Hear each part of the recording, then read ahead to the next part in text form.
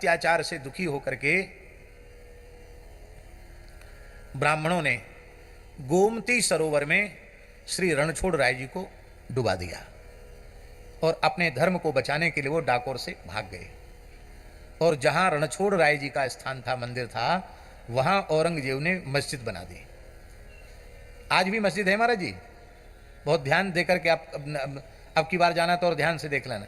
जैसे मस्जिद में मीनार बनी रहती हैं, ऐसी उसमें मीनार बनी है। जैसे मस्जिद में आला होता है, ऐसी उसमें आला है।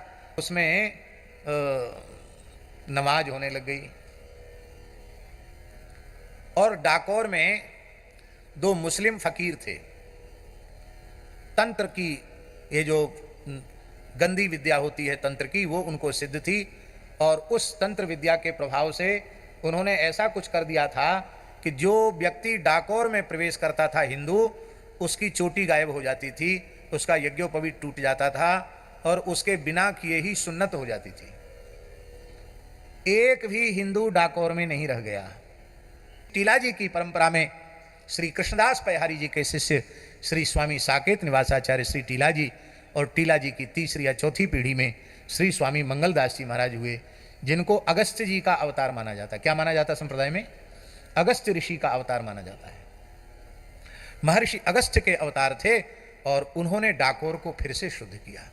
वे महाराज जी 1 साधु 2 साधु नहीं, 10,000 त्यागी तपस्वी साधुओं को लेकर के गए डाकोर पर, उन्होंने चढ़ाई की।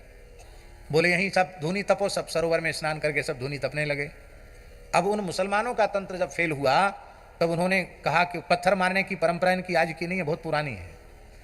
तो कहा पत्थर मारो, पत्थर मारो। तो सब पत्थर मारने लगे।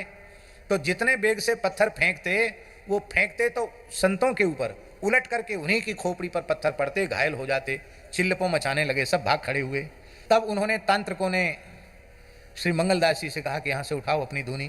बोले हम धूनी तो उठा रहे हैं, पर तुम अब सावधान हो जाना। जैसी धूनी उठाने के लिए, आसन उठाने के लिए तैयार हुए, उन दोनों के शरीर में, दो फकीर थे महाराज जी, दोनों फकीरों के शरीर में भयंकर आग लग गई। माने देखने में आग नहीं, भीतर से लगता था हम जले जा रहे हैं। तब आपने कहा तुमको एक ही दंड है, इस डाकोर की सीमा में कोई मुसलमान नहीं रहेगा, सब भाग जाओ यहाँ से। सब भाग गए। वहाँ कब्रिस्तान हो गया था, दूर दूर के मुसलमान मरते थे, दफनाए वहीं जाते थे। तब हिंदुओं की, राजाओं की का सहयोग लेकर के कब्रों को सबको खोद करके समाप्त किया। गोमती सरोवर से पुनः रणछोड़ राय जी को प्रकट करके बोले मंदिर बनाने की जरूरत नहीं है, जहाँ हमारे ठाकुर बैठेंगे वही मंदिर हो जाएगा। तो उसको ज़्यादा बदला नहीं, उसी ढांचे में जिसमें जो मस्जिद बनाती थी, उसी में रणछोड़ राय जी को विराजमान कर दिया। आज भी आप ध्यान से देखना तो मस्जिद में ठाकुर जी बैठे हुए हैं।